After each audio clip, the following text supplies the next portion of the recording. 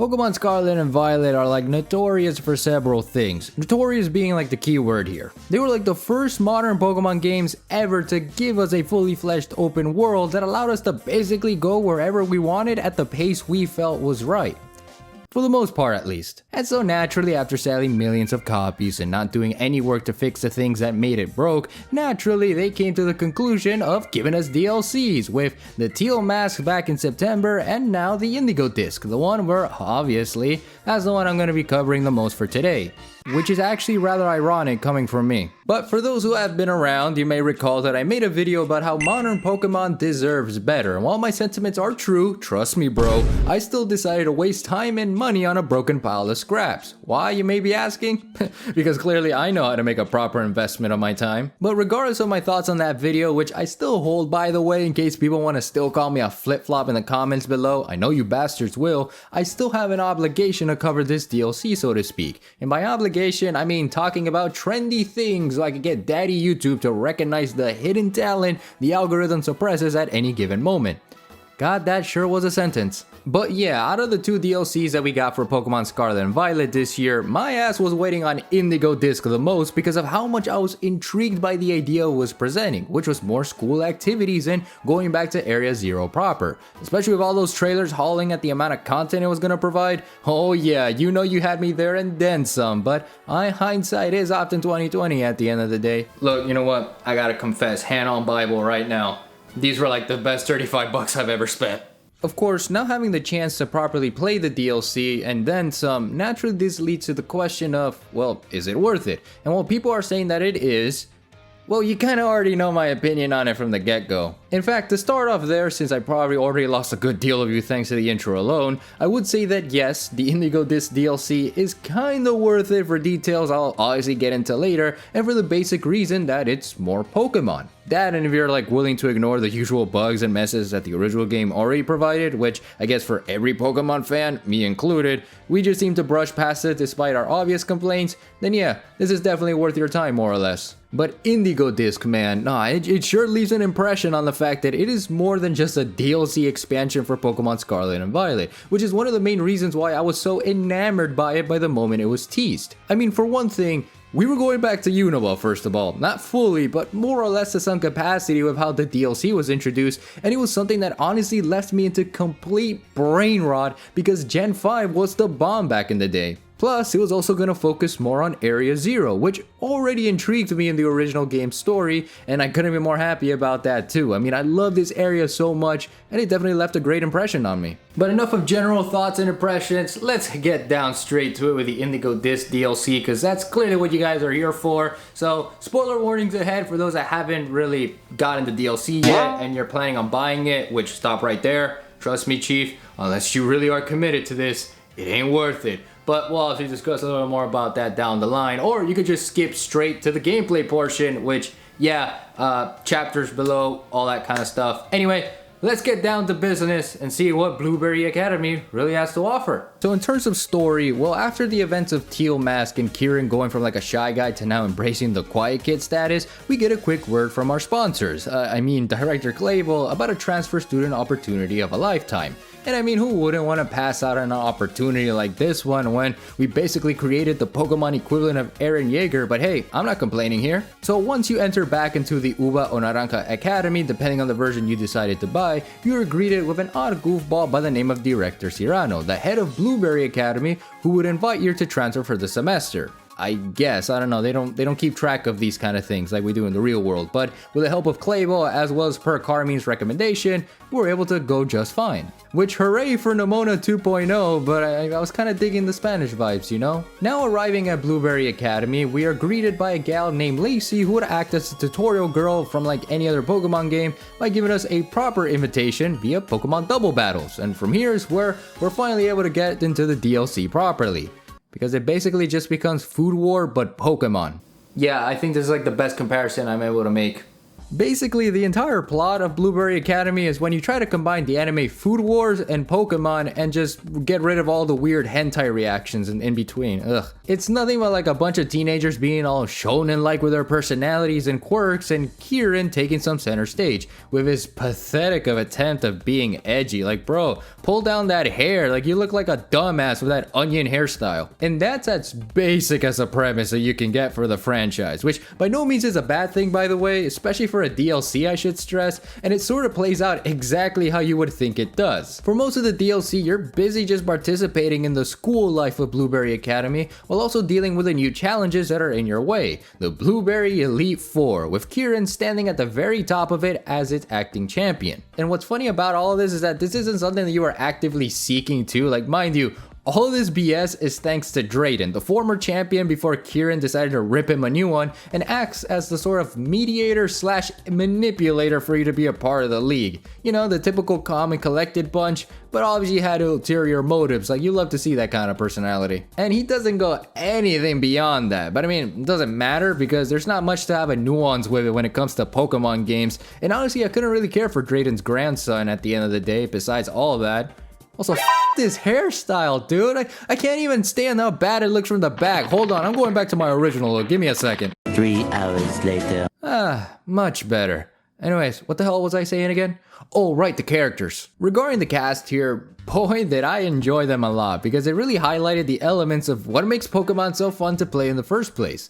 Minus everything else that goes along with it, of course. So unlike the Teal Mask DLC, where it was more of a focus of like Carmine and Kieran as characters, Indigo Disk decided to say, hey, let's just throw in a bunch of the wackiest characters we could come up with, that again, contributes a lot to the whole Food War comparison that I made earlier, as well as what makes Pokemon, well, Pokemon. The Elite Four in this case are like the perfect example of how predictable yet fun their quirks can be when it comes down to like encountering them in the bunch. Besides Drayden, who I already mentioned is like the calm, collected, cool dude, you get Amaris, who is functional in both her style and demeanor, often playing around with the whole everything is in accordance to the time personality that honestly kind of reminded me of that one villain from Bleach. Not a fan of these types of characters personally, but I like for Pokemon games at least, it fits with the whole aesthetic of the bunch, and Amaris has an Empoleon on her team, so she got good tastes. Yukihira Soma, Crispin, is the typical hot-headed dumbass who only focuses on like cooking and fire-type Pokemon, which is fair. I do understand his point of view and how we shouldn't really stress on the small stuff that much, but honestly, Flint did that motif better, and that was like back in Pokemon Diamond and Pearl, so thanks for nothing, we got Soma at home. Though I am happy you enjoyed that spicy ass sandwich I made. Like, seriously, dude, you got issues. Lacey, though, she's my favorite of the bunch, you guys. Mainly because she reminds me a lot of Gina from Spectrobes, which is a comparison that I don't understand why I even made. But for all the Spectro fans out there, I think you get what I mean. Also, shoutouts to Spectrobes as a franchise. I gotta cover that sometime in the near future. But to go back to Lacey again, she's like more or less the competent one of the group and the one who mostly is in charge of the everyday life of Blueberry Academy, so to speak. That, and also that I mentioned she's Clay's daughter, which is technically confirmed unless, I don't know, Pokemon Company says otherwise. Plus, she's adorable too. Like, I wouldn't be surprised if like Clay was also one of those fathers who is overly supportive of her daughter when it comes to like her life choices. You know, that's totally a thing. Like, that is definitely canon. Still gave me one hell of an ass beating in her battle though, especially after that little quiz trial she did. Yeah, she's a Unovan, that's for sure, born and raised, because she definitely was exercising her Second Amendment rights. But we stand her personality on loving cute Pokemon, that's for real and that's for true. But the icing on the cake though, for the Blueberry Academy portion at least, was definitely Kieran, who went from the shyest kid in the corner to what you would expect to see an angsty teenager that is the definition of around and find out. Though that's on him because he found out in the most brutal ways possible, and look, I don't mess around either, bitch. Now, to compare him to how he was back in Teal Mask, I get it, but I mean, it kind of makes him feel one note and more of like a Silver ripoff from Generation 2, which kind of defeats the purpose of who Kieran was supposed to be as a character, you know? The opposite side of Carmine, so to speak. Here, he's just like one big brat looking to be put into his place, and while we were at fault for that, dude just should have talked to a local therapist and call it a day. But once you beat him, as you would, that's where the real juicy stuff happens, as once you claim your second title as champion because you're a greedy bastard, especially in another school you just transferred to, it's time to head back home because Briar decided it was time to head into Area Zero, all to truly seek the treasure Terrapagos that Heath once discovered back in the past, only to then result in Kieran having another angsty teenager moment and nearly causing mass destruction. Ooh yeah! Baby, baby! Because he was petty, very petty I should add, but alas, we step in and the moment is saved and we all make amends thereafter. Pretty simple, and you know, I'm not gonna elaborate any further. Though honestly, if I had the choice to do this, yo, you bet your ass I'll be throwing some extra hands after that stun he just pulled. Like, man, I can't believe we're even friends. But like I said, the premise is basic and what like you would expect to see out of a Pokemon game, so I don't think there's really much to say besides like what? Oh, this one time our homeboy Miradon came in clutch to save the group from Terrapagos? Yeah, that was pretty cool. But what I have to say moving forward beyond that, this is where I'm going to be putting my massive 2 cents out the front door. So in regard to the gameplay first, well, besides it being Pokemon, I kind of like what Indigo Disk offered. Hell, way more than what Teal Mask did back in September. Though I should mention this point that while I was recording footage for Indigo Disk, I did buy the DLC literally the day before, and so I was like scrambling to get everything done just in time for this to upload, but still, Indigo Disk was more of the portion of the cake I wanted to eat,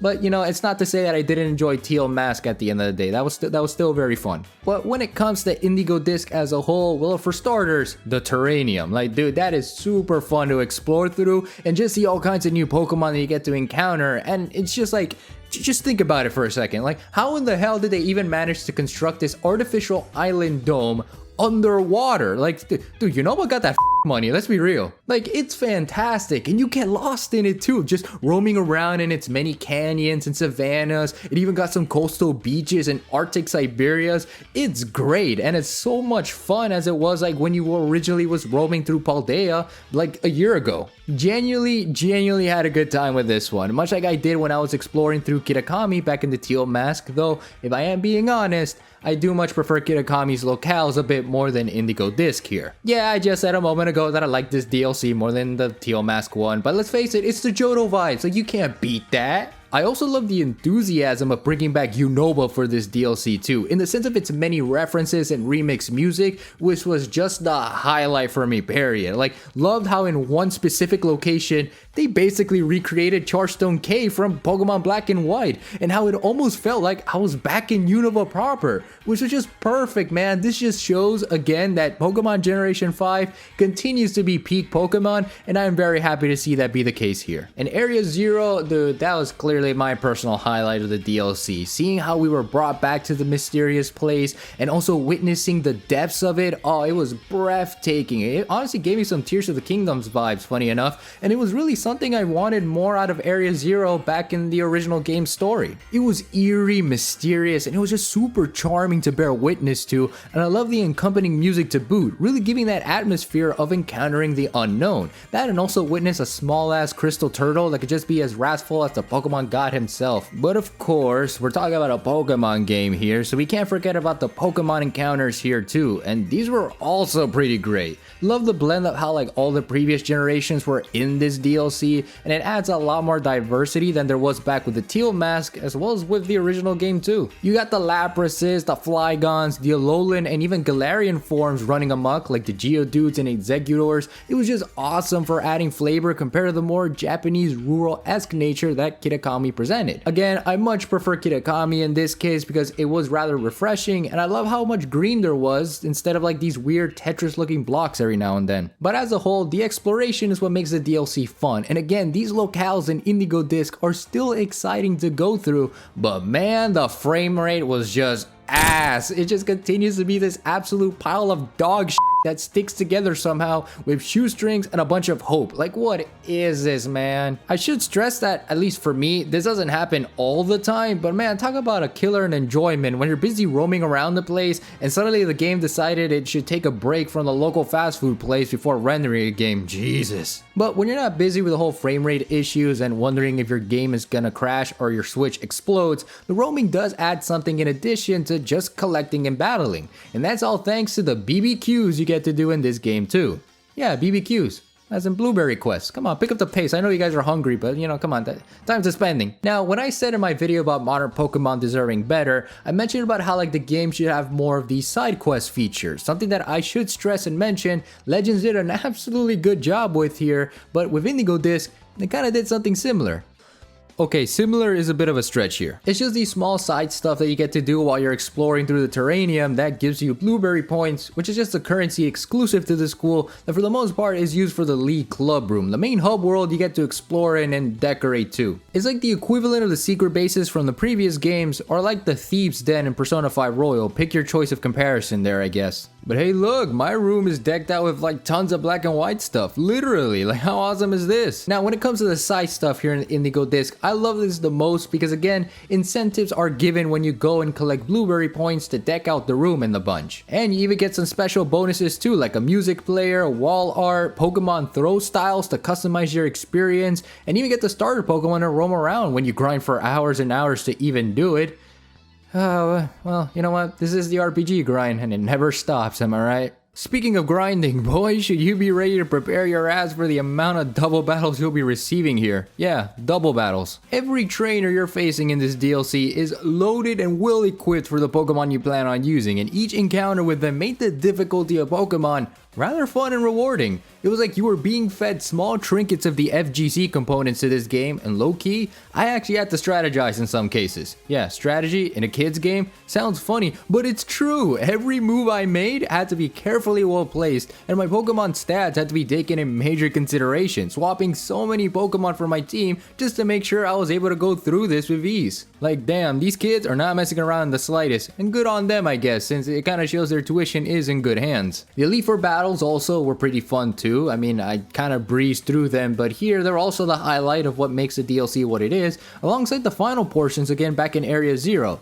But I wish, and I really wish, they didn't have that trial system like what they did with the gym leaders in the base game. Like look, to me, it just slowed down the pacing from wanting to finish the DLC, and they're just very boring and tedious. Easily the most basic trials you can expect from an RPG that honestly, I won't be covering any more than I'll be covering the rematches you can do in this DLC too, which is more of the same from the previous games. In fact, I don't know if you can't tell already this far into the video, but by this point, I was feeling way too burned out, man, especially by the time I was reaching the end portions of the DLC itself. Like, I wanted to end this DLC so badly and just to get a move on with it all, especially since I was busy playing Ace Attorney before. I was in the middle of the best case there was, you know, Turnabout Goodbyes. I heard that one was one of the best cases of that game, but suddenly I had to shift gears to playing this broken ass game while experiencing peak fiction itself. You don't do that to a person, by the way, okay? You know, much less a Capcom fan like myself. Like I said, this DLC was super fun and one that made me want to go back to Scarlet and Violet with such enthusiasm, but with how much the base game was already received with a rather buggy reception, plus the fact these DLCs didn't really rectify those messes, I just couldn't cover everything this DLC offered. And mind you, I had to speedrun Teal Mask before all of this. Plus, I didn't even mention the fact that you can now play as your favorite Pokemon, roaming around the location in the bunch via the synchronization feature, and that ironically gave me Mystery Dungeon vibes. But this DLC, it was bloated, man, so much that by the end of it, I just had to call it quits and get this video out because there was so much to cover. I didn't even cover the battle rematches like I mentioned in Blueberry Academy with the gym leaders and Elite Four of Paldea, which was another personal highlight for me. The whole legendary quest line with Snackworth where he gives us hints where the legendaries are located in Paldea. And hell, there was the Paradox quest with Perrin with 4 new Paradox Pokemon, but it was so much to take in a matter of days, hell, in a matter of hours even. Mind you, I lost tons of sleep over this, and having to work overtime to get this video out before this DLC stops trending was all that was on my mind, and I hope that under better circumstances, I get to enjoy this DLC a lot better, especially after I get some damn sleep. Holy hell. But my final thoughts on this, based on what I've experienced, it's a fun DLC in the end. At least if you are up to spend the $35 anyways, and it's something to enjoy in the meantime when we eventually get that inevitable Generation 10 in the following year or two. That being said, this DLC also left me wondering with the same feelings as did my video on modern Pokemon deserving better. And I have to say, the games still do deserve better. This DLC fixed a lot of issues I felt was wrong with the base game and added more quality of life in an otherwise content-heavy Pokemon game. And if that's not a good thing, then I don't know what is. At the same time though, I just wish they gave more of a damn about this game's performance and graphics, because if this was given the Legends treatment, I would have enjoyed this DLC, hell, the entire game in hindsight, way more than what I've already experienced. But here's hoping they do all that with the upcoming Unova remakes that will sure as hell arrive no later than the following year, because of course they will, and of course my money will be taken from them to experience them. God, this franchise really is something, isn't it? So this is one of those rare moments where I'm looking at the script right now and it says improvise outro, because I have nothing funny else to say. I have nothing creative in this brain at this moment other than to say that while I enjoyed this DLC, there's a lot that I couldn't cover, and it sucks that I couldn't able to cover it all, but I'm just tired. And I enjoyed my time with this, but I kind of said most of my stuff on a separate video, which is the one that I said modern Pokemon deserves a lot better, which is funny because it's like I kind of prophesized to myself into saying like, oh, make this video before the DLC, and then once you review the DLC, somehow you're able to tie it all back in with the previous video, and so people can watch that video and still watch this one, but also watch this video and go to, it doesn't matter. Somehow I managed to create a constant time loop of sorts when it comes to Pokemon content, a paradox, if you will. Dude, that's how you know I'm tired. But enough of all this. Hope you guys enjoyed this review. Hope you guys enjoyed all of that. I need to get some sleep. And you know what I'm gonna do after all of this? I'm gonna go back to Ace Attorney, because that's exactly what I was doing before this mid-madness whatever spiel decided to show up and ruined my entire weekend. Nah, I didn't. I really enjoyed this DLC, like I said. But I want to go back to Ace Attorney. So next review on the docket, Ace Attorney, alright? So I'll see you guys with that in like, I don't know, January of 2024, maybe February. We'll see about that. I'll see you guys with the next review, Ace Attorney. Peace out. Love you all. Video's over. You can leave now. Bye.